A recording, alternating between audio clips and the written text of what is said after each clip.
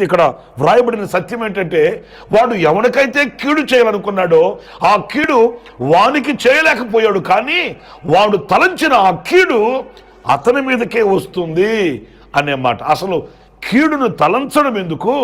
ఈ రోజున ఆ కీడులో తాను పడి ఆ లోతైన గోతుల నుంచి లెగలేని పరిస్థితుల్లో ఆక్రందన చేయడం ఎందుకు?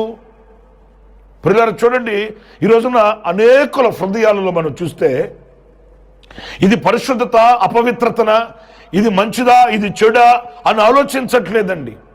ఎంతసేపటికి ఎదుటివానికి హాని కలిగిన పర్వాలేదు, ఎదుటివాని కుటుంబం కుప్పకూలిపోయినా పర్వాలేదు, ఎదుటివాని యొక్క జీవనోపాధి అది చిన్నపిన్నలుగా మారిన పర్లేదు, కానీ నేను ఘనంగా ఉండాలి, నేను ఉన్నతంగా ఉండాలి, నేను ఆశీర్వాదకరంగా ఉండాలి, నేను అందరిలో ఒక కీర్తి కలిగిన వాడుగా ఉండాలి అని ఎంతటి ఘాతకానికైనా పాల్పడుతున్న ప్రజల్ని ఈరోజు మనం